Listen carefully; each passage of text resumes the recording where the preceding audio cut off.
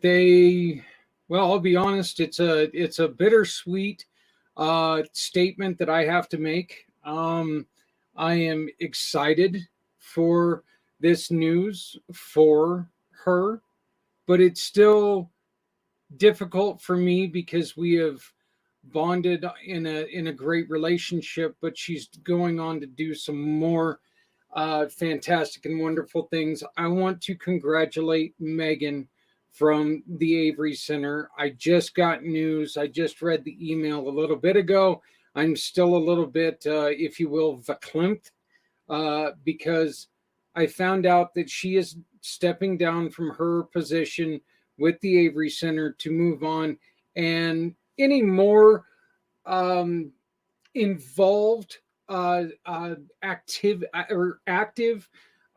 position with another organization about trafficking. Um, I I love Megan with all my heart, and I hate to see her go from the Avery Center, but I am thrilled that she is being able to do what she's doing now. So congratulations! All the hard work, the 10 years has paid off, and I am thrilled that everything has come to fruition for you. Um, Megan, again, congratulations. Hey, everybody. Zach here with Community, or with PACT, and President and Founder Community Pay It Forward, Community Dare to Care. We're going to be doing things a little bit different tonight. Our goddess of the grape is not feeling that well this evening. So what we're going to be doing is we are going to be bringing in a great friend of mine. And as a matter of fact, I was on her show last night. So it's kind of like, well, oh yeah, I'm going to have you on mine tonight. And that's kind of what we're doing here. But we are thrilled to bring in Zita from Zita's Healthy Beginnings. Hello, Zita. How are you doing? I'm fine, Zach. Thank you so much for having me this evening. Hey, that's not a problem. Like I said, I think it's fantastic that we're able to do this on consecutive nights, and we're bringing you on because you, my dear, are our first program in of the One Hope Wine fundraising event of the year. So uh, Wow. we are going to be teaming with Stephanie Samos, who is going to join us on Friday, on our Friday show, and we're going to do our little bit of the show then. But right now, Stephanie, even though she wasn't feeling great, she's still a champ, and she's still got this part done. And right here is the QR code that you can use. Hmm. And through the month of January, anytime you visit One Hope Wines using this QR code, Zita's Healthy Beginnings will receive a portion of your purchase. So you buy 2 or 3 bottles of wine, and Zita can help create hospitals and teach doulas and do all the wonderful things that she does in the world of training mothers how to be mothers, and health for babies. And the one thing that we want to do right now is, Zita, I'd like to bring you in on this and ask you, please tell us a little bit about Zita's Healthy Beginnings. How did you start this wonderful program? Thank you again, Zach, and thanks to our audience for this wonderful time, first time of the year with this wine business. And I tell you what, when I got your email this afternoon, I said to myself, this is no coincidence. There's no such a thing as a coincidence. As far as I'm concerned, everything is divinely designed to be. So, yes, I'm so happy to share with your audience about my organization. My name is, as you know, is Sister Zita Iwoha. I have lived in United States now for 20 years, and I'm a nurse and a midwife. I have worked in different settings with pretty much women and children. And I like the question you asked me, what made me to start this? So I'm glad you asked. My this whole intention started with my personal life story. I'm gonna cut it short. When my mom was pregnant with me in Africa, when at that time is the time that Western medicine wasn't really in vogue, and people were not really running to them. They were pretty much using the traditional, birth attendants and stuff like that. So my mom was 7.5 months, almost 8 months pregnant with me, and she unfortunately got bitten by a strayed dog, and Mm. she had to be forced almost to really sit at the back of my father's bicycle and travel 30 miles each way to get the anti-rabies that protected her and myself from the disease. And after that was not easy. She did that for 7 good days, and thank goodness we were safe. After I was born, about 4 to 6 weeks, I caught bronchitis, and my mom had to take permission from my father's kindred to take me to the hospital to seek for medical help for me, because I literally stopped, really sucking breast. And at that age, you couldn't really feed a baby anything else other than the breast milk. And my father's kindred declined, and my mom went out of her way against their advice and took me to this hospital. This time she walked 30 miles each way, Wow. to the hospital, and had to stop in between to really breastfeed me. Got there at sundown and was sick, and I was sick, of course. Long story short, we were treated, and my mom had to make that journey back to the village. But on her way back, she was so afraid to meet the kindred who did not permit her in the first place to take me out, because it was too early at that age to take a baby out. And she instead went to her dad, and her dad was the chief of their own town. And her dad sent delegates that escorted my mom to my father's house, and she was really safe, and I was safe from our kindred. So when I was 7 years old, my mom did share that story with me, and I'm like, oh my gosh, what a way, for a woman to give birth, even be pregnant, went through all of that, then give birth to me, had to really walk all that, miles to make sure she secures health care for me and for herself. So I said to her, I think you've really given a lot. And that also tells me what mothers do, in most cases, silently, quietly, with nobody's recognition. And I said, when I grow up, that I'm going to be a missionary and go around the world helping mothers to actually raise their kids and really have safe birthing and safe pregnancy, and to make sure that kids are healthy. So when I started growing up, just be careful what you wish, it usually comes to pass. And that's what I'm doing right now. I've been to different parts of the world, both Europe and America, here, Africa, doing the same thing, and that is working with women and children. When I came to the United States 20 years ago, I found out I was a little bit disappointed, because my hope was so high. I thought every woman here is being cared for and their babies are healthy and stuff like that. Come to discover that no, that was not the case. In fact, United States right now, research has it that we are one of the highest maternal and infant mortality recorded in the history of the World Health Organization and UNICEF, and that's not really funny.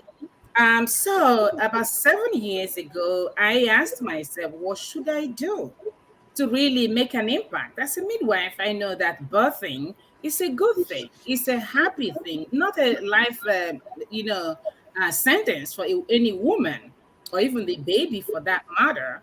But that was happening, still happening, unfortunately. So I decided to found Zita's Healthy Beginnings.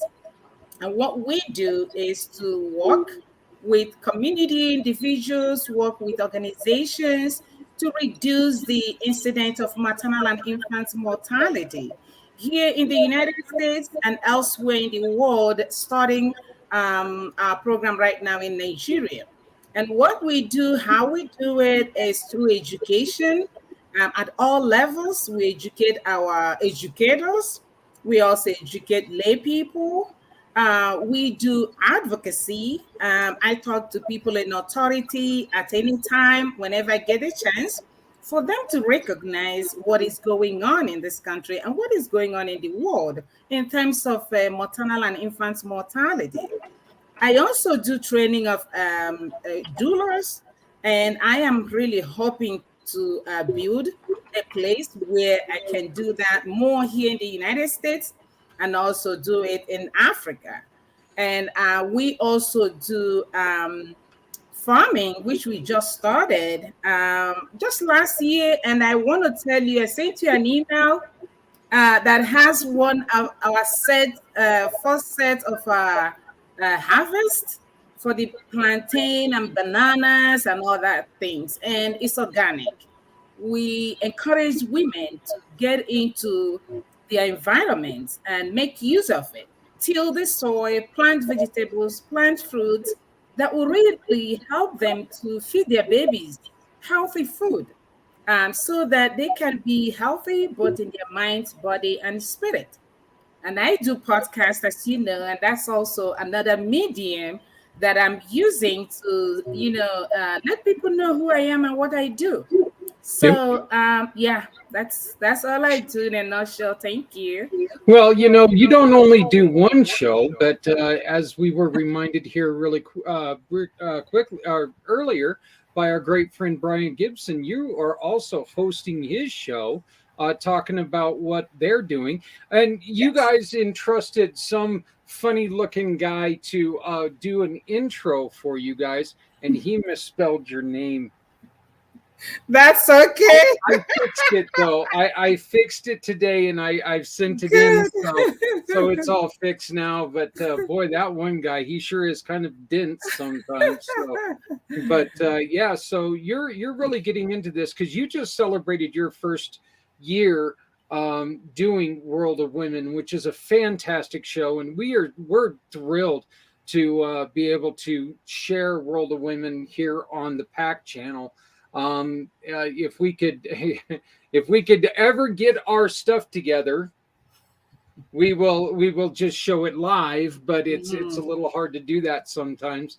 But yeah, we're thrilled to have that on there because some of the stuff that you talk about and some of the women that you bring on are just so inspirational, not just for women, but truthfully, if men would watch and if they would take a little bit of time, you can learn a lot about what's going on. And I think that is, if we try to learn about each other a little bit more, I think it's just going to, it's just going to make our lives a lot easier, one, and a whole heck of a lot better.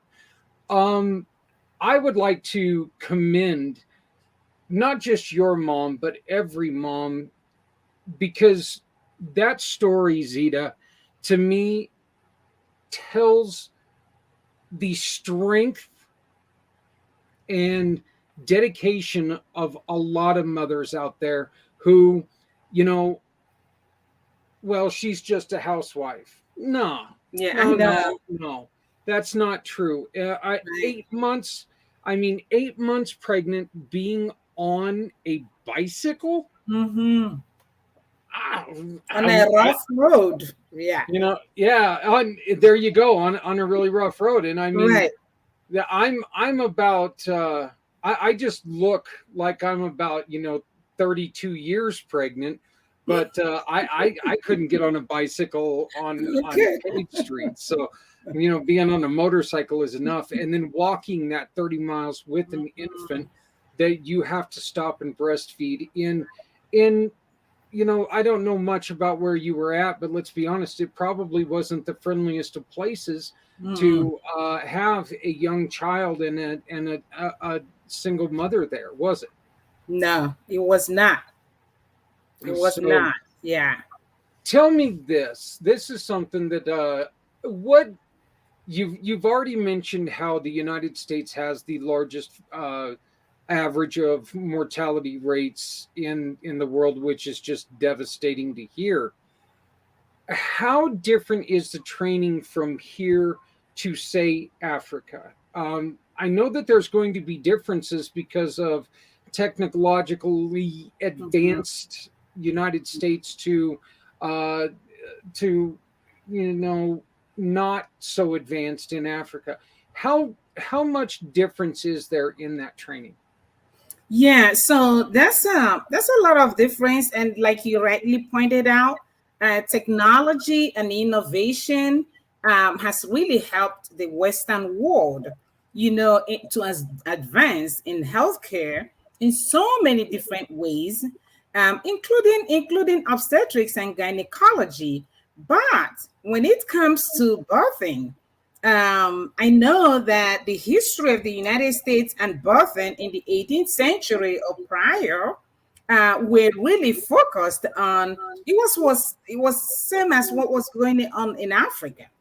People were able to recognize birthing mothers, recognize doulas, recognize their skills and their talents, and recognize people who were naturally gifted, who could get training, on how to support a woman who is pregnant, who is birthing, who is supporting her baby after birth. And also, they were recognizing the importance of breastfeeding the baby, because I believe strongly that God made that breast milk for the baby, and I think all animals on the planet always feed their babies with their milk. We are the only ones that decided to do otherwise. And that's really hurting us a lot. Prior to the 18th century and 19th century, that was the practice. People go to, even obstetricians and gynecologists go to women's homes and deliver them. And that was exactly what my grandfather did up until 20th century. He went in people's homes. You did not have to go to the hospital. Hospital is not a place to give birth. It's in the maternity or birthing homes. That's where women give birth to babies. So they will go to people's villages, go to their homes. They use a lot of natural remedies. They help them. They ate the food from the soil. There was no such a thing as artificial food or tinned food and stuff. Women really were practicing the cultural way of how a woman should be, what she should do, what she should not do when she's pregnant. And there was a lot of time that women had at that time, with being in their family, raising kids, having enough time to breastfeed their babies, and bonding with babies. All of that were really happening in a very natural way. Now, when you compare that to what is going on right now in the United States, and the past, let me say, 20 years now, women are becoming the breadwinners, more of the breadwinners of the family. About statistics has it that about 65 to 70% of American families are run by single moms. So you think about it. A single mom has to fund for the rest of the family when she's pregnant, when she has a baby, after the baby is born. So she gets little or no time to even take care of herself, bond with her baby, breastfeed the baby, and support the baby the way she should. And now we are left with all these postpartum complications we Mm-hmm. are having today. And you see a lot of mental health issues among young people is so alarming, especially women. And all of this is, a combination of lack of rest, lack of sleep, lack of financial support. In fact, social support is critical, but that is lacking here also. So when you put all of that together, that is really a huge difference. In Africa, when a woman has her first baby, the first 1 month, she is being supported by family and friends who come in, who cook food, who help her to even do sitz bath and stuff like that, help her nurture herself so she can be in the right frame of mind to nurture her baby. And the first 1 month of birth is very critical for any woman, especially after they give birth to their babies. But to find out that here, it really scares me when I see some of my moms, they say, oh, well, after I have my baby in 2 weeks, I'm going back to job. I'm like, oh my gosh, really? I mean, how do you even talk about that? You're still just going through all the motions of giving birth. Your baby's trying just to get acquainted with you, and here you are with the baby and running to the job. And it's so heartbreaking for me. And I wonder a lot of times, Zita, how much is and can you explain to some of us, because Brian brought up a really good point here, that America, we've lost the position of the midwives. What is a absolutely. job of a midwife? What is the job of a doula? Yeah, so we have really lost the role of the midwife. That is so true. I agree. So the midwife is different from the doula. Just if you have an idea of what a nurse, a registered nurse, and a CNA, an assistant nurse, that is the relationship that exists between a doula and a registered midwife. And they do a little bit extra, especially here, because they are being trained to also, some of them are beginning to really go the extra mile of helping to really catch the baby, learn more about that. Basically, a doula will assist the woman when she's pregnant, and she does that through home visiting. She can also connect with her on the phone. They talk about, what is the month, what are you experiencing, are you following a doctor's appointments, are you registered with the midwife, where are you going, how is it coming, are you taking your prenatal pills? So all of that, and then planning what is your plan after your baby is born.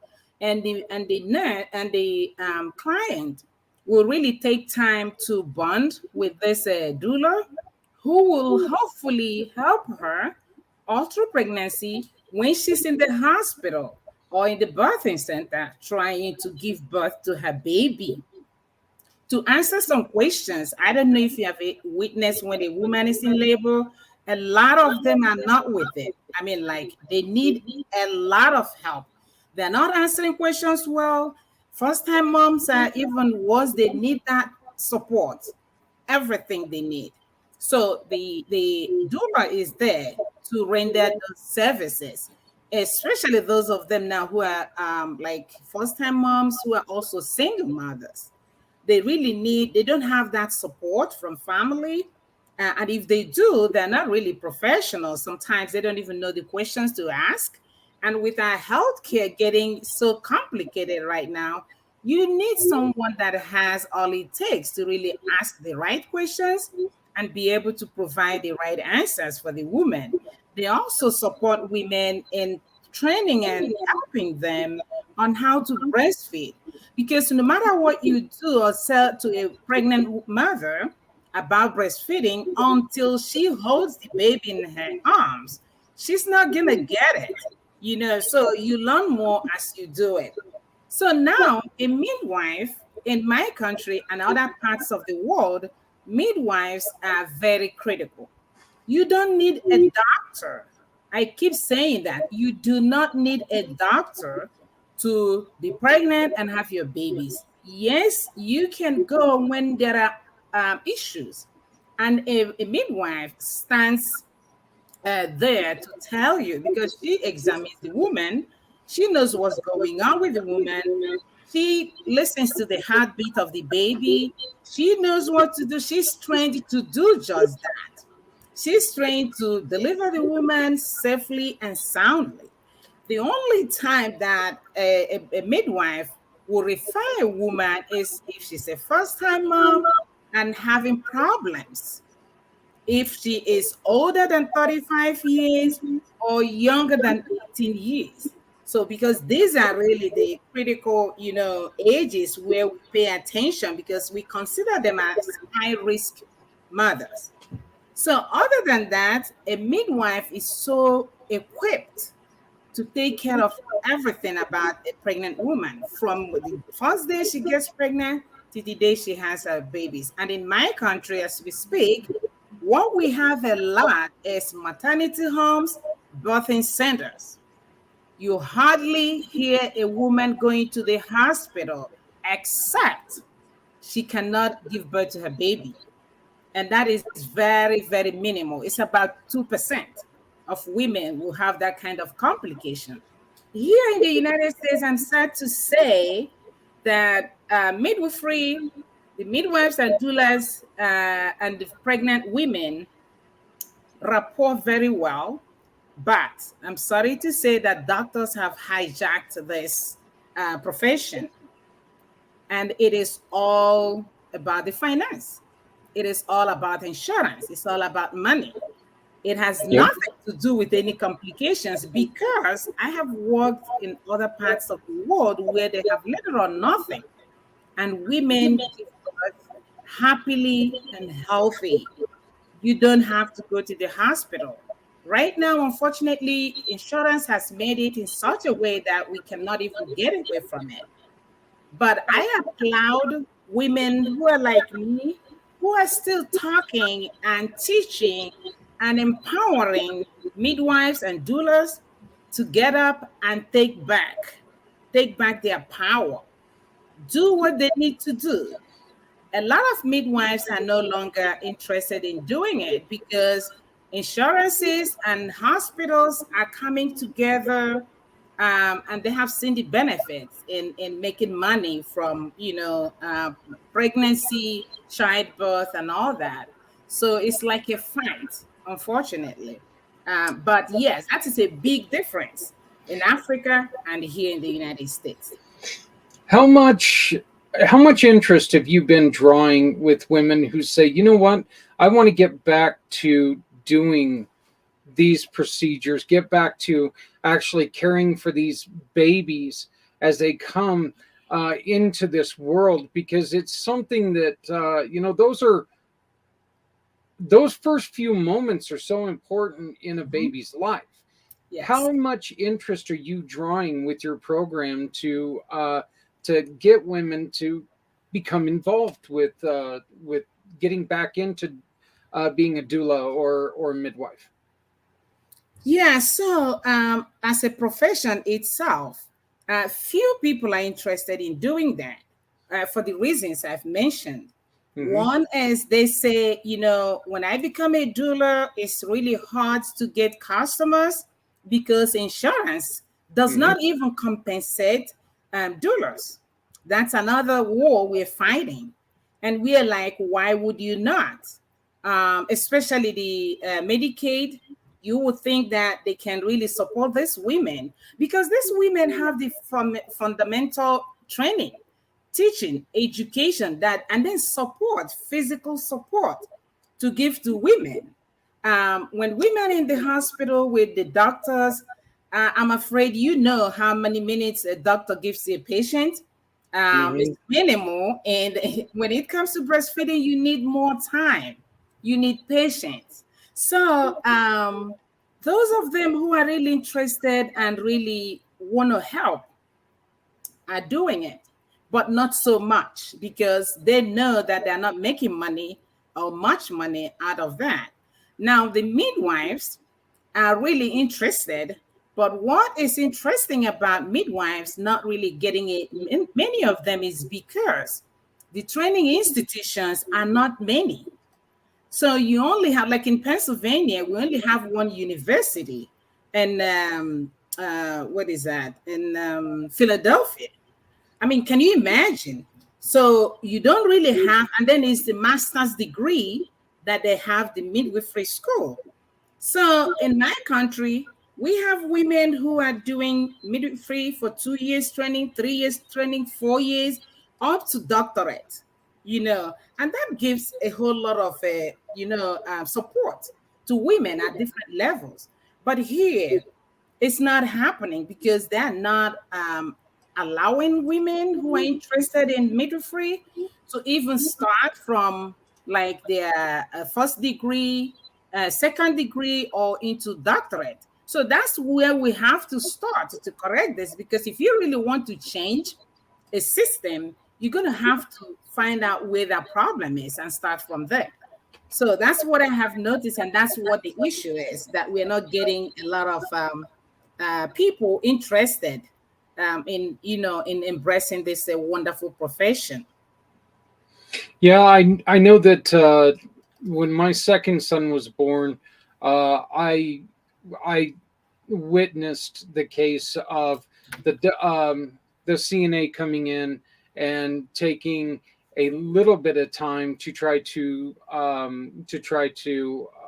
teach uh, my son's mother how to breastfeed, but after 2 days they just threw their hands up in the air and said "bleh" and walked away. One of Right. the other things that I wanted to say about this is that I think you brought it up in a point, and I think it's so true. Is that these first time mothers that are having baby, their support a lot of times are first time fathers. Mhm, And mhm, let's be honest here, a first time mhm. father, we don't know what's going on either. So we're kind of, you know, we're just as lost. And yeah, while we're wanting to support, we are just as lost. I mean, we can be there to support, we can be there to say good things, you're doing great, sweetie, you're doing Right. fantastic. But that's not actually, while it might be helping a little bit, that's not helping the baby come easier for her. And I know that there were a couple times where I felt like I was just being a hindrance. So um, my first son was born a natural birth. My second son was born C-section. So I've got to see both sides of this story, and both times, honestly, I was just absolutely very little help, to be honest with you, because I was just confused and lost as anybody. But so, what would be something that would help you, other than just the financial aspect of what we're trying to do here? What are some of the other things that can help you get the word out about what you're doing, or Yeah. help you, or help you do what your aim is? Yeah, so I think sharing, I always believe in sharing and creating awareness. Any opportunity that I get, I like to do that, because I know for myself, even if one person heard me and put it into practice, that's saving life. One life is so significant. When I visit my mothers in their homes, and back to what you were talking about, men really naturally that's not your gift. But I try, when I'm educating the mother, I try to say to the man, please, can you join us? Because you might be thinking that this is women's affairs, and it is true. It is like 90% women's affairs, but guess what? We need that 10% from you. And that Hmm. will really go a whole long, way. And when I'm demonstrating with my dolls, I even say to them, can you hold it? Can you just hold this and see what I mean? It might look really silly to you, but when that time comes, I'm telling you, you're going to be shaking like a jelly, So I'm like, but I like to prepare you when I'm also preparing your partner. That way, it will be a smooth sell. So that's one of the things I want to also include in my program is to prepare the partners, the guys, because honestly, I know that guys cannot really do it unless they get support. In fact, they need much support as much as we're giving the women, because some of them could really help when the woman have that breast milk expressed. They can take their turn to feed the baby. So if they learn how to do that, honestly, spare the woman a couple of hours at night, that will go a long way to help her to remain sane to take care of the baby. So, yes, we really need men and we need to help them, educate them, encourage them, empower them, because guess what? The baby is for both, it's not just for the woman. So, Yeah. yes, please sharing my message there, Word of Women podcast, letting people, if they want me to talk on their own podcast or invite me even physical to come talk, this is what I'm doing for the rest of my life, is supporting women, supporting families. And any opportunity I get to do that gives me so much joy, because that's all I want to live for. Making sure that our young ones are growing up the right way. And that right way is making sure that their mothers are able to give them that breast milk that they need, that is so critical. Not only that is critical for them, it is also critical for the mothers. Because look at what is going on these days. We talk about cancer, of all kinds of cancers going on. Yeah. This is happening as a result of lack of breastfeeding among women. They may not believe that, but research has confirmed it. If women are committed to breastfeeding, even their weight, cancer, ovarian cancer, breast cancer, uterine cancer, all those cancers are being minimized almost to zero if women commit to that. Isn't that an extra thing? Plus, it helps them even to space their families. It all needs commitment. And I want to teach women how to do that because it is possible. I have lived in countries where women did it. And it's the same anatomy. There's nothing different about living in the United States or living elsewhere as a woman. It's all about your environment and what you're doing with your body and how you want to train yourself. Yeah, and I think that that's I really do. I think that once again you bring up a great point because the food that we ingest today, and this isn't just I'm not just talking about the baby foods, but everything that we ingest today, unless you go strictly organic, in which even strictly organic, there's stuff that's in the air that you're Mhm. still ingesting. Okay. There's still stuff that's in the air that it ain't going to go away anytime soon, so it's still getting on the food, still getting into the crops, the stuff that's fed to the animals that we eat. There's still stuff in there that's not meant for us to put into our bodies. It's one of the reasons why our kids are larger than they've ever been I before know. because of Yeah. these chemicals and stuff, Right. so it's just there's so much that we're putting in foods where yes, it sits on the shelf longer, but there's another point: how long is too long for something to sit on the shelf? Mhm. um Mhm. the recently we had the formula shortage, and imagine how much how many people would have been in a better situation if they would have not needed Right. that formula. So these are such wonderful lessons that you teach them.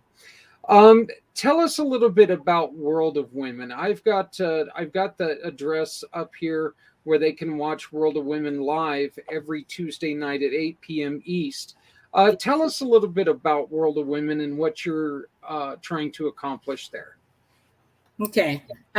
Yeah. So World of Women, like I said, is also an offshoot of Zita's Healthy Beginnings. It's another outlet that I feel is very important and necessary for women to and men actually to come together to listen to me as I, periodically share my experience as a nurse and a midwife, and to know, to learn, and really to empower them as well.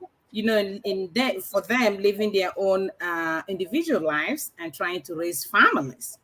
I also use that opportunity to invite other women and men who are really interested, because I found that there are many people who are really interested in their own bodies, building themselves up in a healthy way, building families, or even their own community, and then the whole nation. There are individuals who are really committed to doing that. And there are individuals who have skills that they could share with us. So I invite people to come every Tuesday at 8 p.m. Eastern. I know some podcasts are being done, and they do it and then they just put it. Why I took the option of having people come and having audience is so that we can do it interactively, because I believe that every single person got ideas that could help the other person. So if we're really interacting, ask questions, make comments, make suggestions, people are able to learn better that way. So that's why I brought a Word of Women podcast, because I know that's where women thrive. We love to talk about life. We love to talk about our health. We love to talk about our families. We love to talk about businesses and Yep. stuff like that. So that's why I started World of Women podcast. Yeah, and like I said, yes, it is called World of Women, but men, I'm telling you right now, check it out because it is. There's Yes. you're going to be able to learn a lot of things in there. So, I mean, it's not just it's a way for a lot of women to get on there and express what they do and tell us about what they do. But there's also guys on there who are interested in trying to help women in many aspects of life. Uh, I was lucky enough to be on the show last night when we introduced this wonderful looking uh, um, document, I guess I can say. It's a little shareable, but it's got the QR code on it. And this QR code right here, and you can also see it right up here in the corner. But when you scan that document, when you scan that QR code, it's going to take you to this form. Okay. All you have to do is visit any of these. You click on this little button right here on this form, and it's going to take you to all of our partners. You shop with any of those partners, and it doesn't, from all around the world, you can shop with any of those partners. You make a purchase with them, you take a photo of your receipt, or you upload your receipt right there. You give us your name, you give us your email if you would like to dedicate your receipt in honor of someone, like my mother. I would love to honor some things in her, and I don't want to say memory because she's still here. I would like to dedicate it to her for all the work that she's done. We do ask you for your phone number and address, but they're not. You don't see the red button there. They are not mandatory. And then you simply hit submit. And when you do that, your purchases will go to Zita by using this wonderful form right here.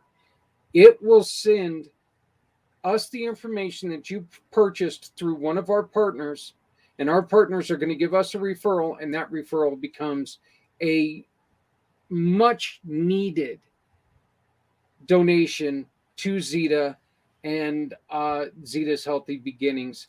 So, Zita, how did they get a hold of you? So they can call my cell phone 412 They can also send me an email at izyiwuoha at yahoo.co.uk. you can still go on my website, and we have zitahealthy.org. And if you go to our link tree email link, you can still get us there, and it's a link tree.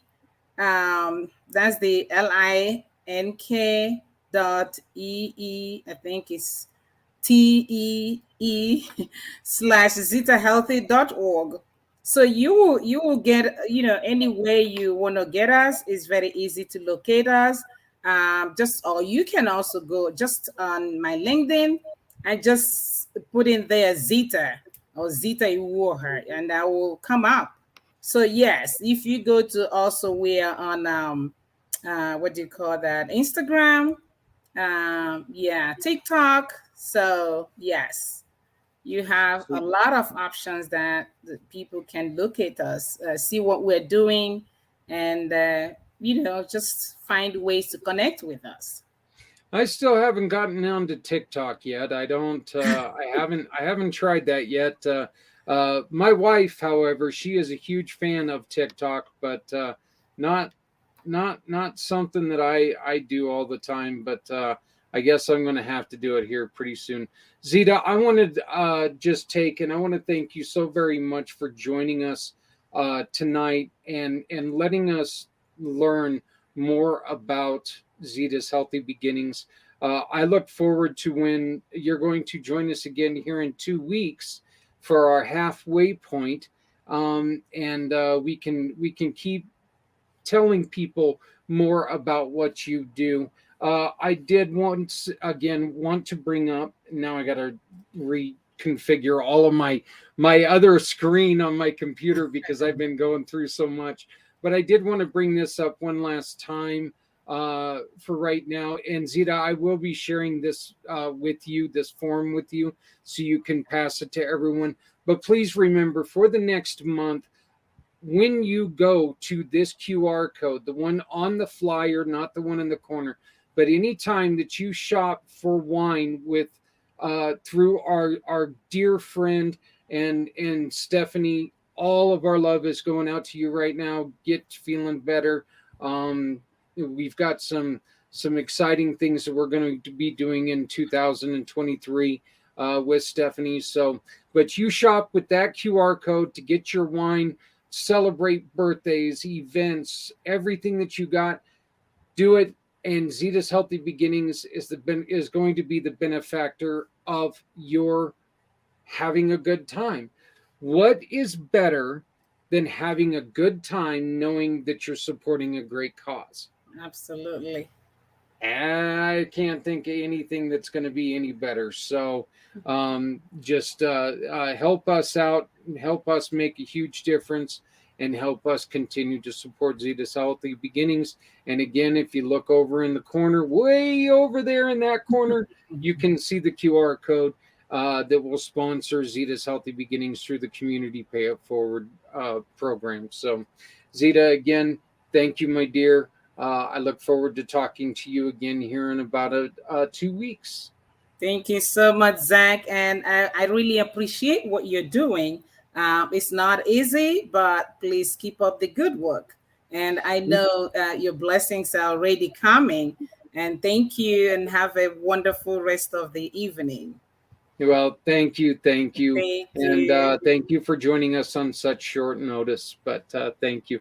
Hey, Um, everybody, you can also go to right here, which is our Facebook group. We're going to get Zita this information, and she can post to this Facebook group about what they do. This is another great place that you can go. Stephanie is very, very active on this page, giving you some great recipes with wines, some wonderful things that you can do with different wines, introducing different wines. So please make sure that you go to our group page every month. It is someone, it's another wonderful organization like Zita. So, but thank you, Zita. I appreciate it. Have a great evening. Thank you. You too. Bye. Uh, we are going to be back here in a little bit with we're going to be talking about some of the misnomers of nonprofit world. There's a lot of times that people don't understand what goes into a nonprofit, why a nonprofit fails, things like this. I did a little bit of research today, and I came up with a couple pages that I'm going to read some information to you. It's some really, I find it interesting because nonprofits truly are something that we really need.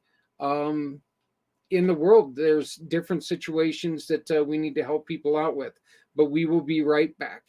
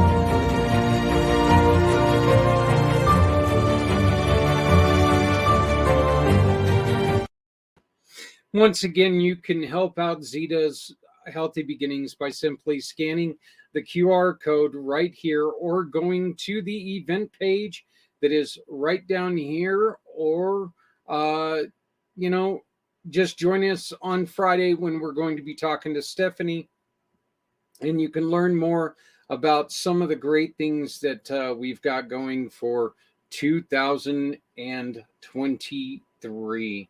It's a long year because it's a year that is just beginning. Also, remember that when you visit the QR code that's in the corner of your screen right now, it's going to take you to this form. This form is specifically for Zita's Healthy Beginnings. And what happens here is you scan on that, and this comes up. You go to this link right here, and it takes you to our verified partners page. You take a photo, and when you shop with any of those partners, you take a photo or you upload the receipt if you get it emailed to you. You enter in your name and your email. If you would like to dedicate it to somebody, you can. If you would like to give us your phone number, please, you can. If you'd like to give us your address and possibly get some gifts from us, you can. You just add, would I like to be in the email blast, the text message program, or the mailing list? Let us know which one we can send you further information about, and then you simply hit submit. So the only things that are required, one more time, are the photo or the upload of the receipt, your name, your email, and then submit. That's all we need for you to take and make a huge difference by simply shopping with some of our fantastic, much needed partners. We've got February 22nd coming up, and it's coming up quickly. February 22nd has become the day when Community Pay It Forward dedicates the entire day. All but 2 hours of that day is dedicated to trying to create the conversation to save veteran lives. We get together with a lot of our partners, with a lot of our friends from all over the world, all over the country, to learn how to create those conversations that are going to save lives. Some of our great friends, as you can see, are O'Sullivan Law Firm, Auxilia Donor Management Systems, Z World Webs, Rider Justice, SCA Bookkeeping and LLC, Autumn Dahlia Creative Services. And look at this. You're going to see a great familiar name here. Our Mrs. Stephanie and her husband Paul and the Samos family. They've also donated, and they're taking a huge part in our program on February 22nd, starting at 4 a.m. in the East, 2 a.m. right here in the Mountain Time, and 1 a.m. Pacific. And why do I bring up Pacific? Because like last year, we are going to bring on my dear friend, my great friend, The Rev, who has his show every Monday and Friday right here on the PAC channel, is going to be joining us and kicking us off in his own unique way. And he's going to throw a prayer our way. You can join us for that prayer if you would like. But he's going to give us the religious aspect of what we are doing. All we know is that we're asking you to please donate or please dedicate 22 minutes of this day, at least 22 minutes of the day, to listen to an interview or two. And as we talk about how serious of a problem this is, and this is not a problem that is just stuck in the world of our veterans. This rolls over into the life of our civilians and all of our friends. So please, please, please make sure that you dedicate at least 22 minutes of your day to watching Community Mission to Rescue 22.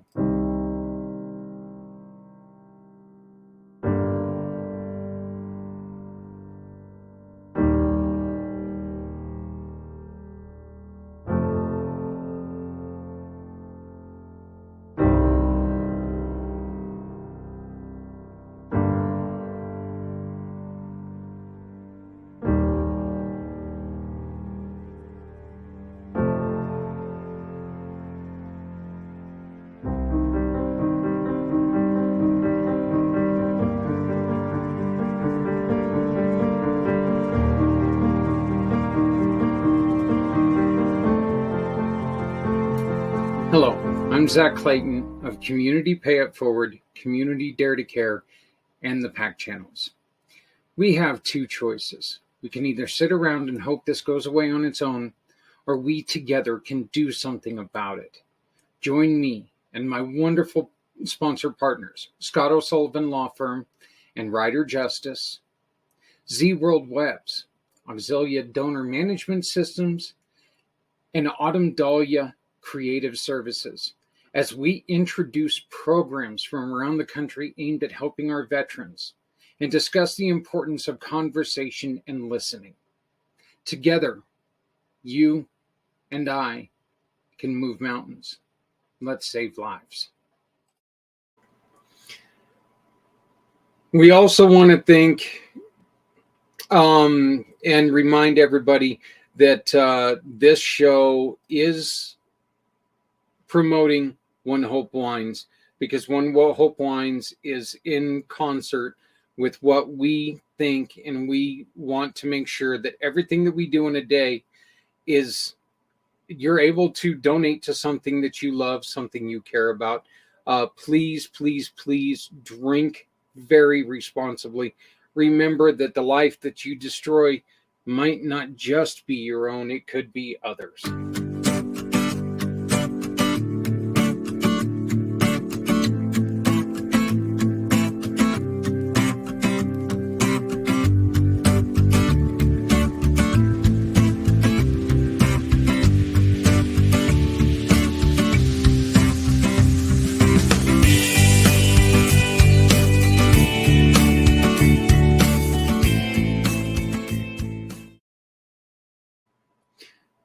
I want to once again thank Zita for joining us from Zita's Healthy Beginnings and World of Women.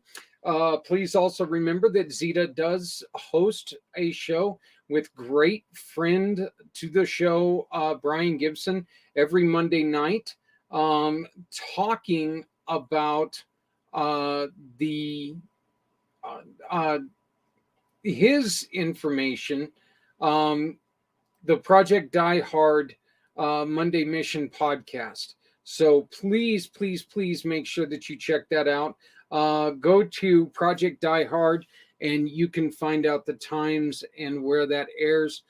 We are trying to get that to where we can also broadcast that on our airwaves as well. We will let you know and be sharing that with you as soon as we have all of that information. So thank you, Brian, for joining.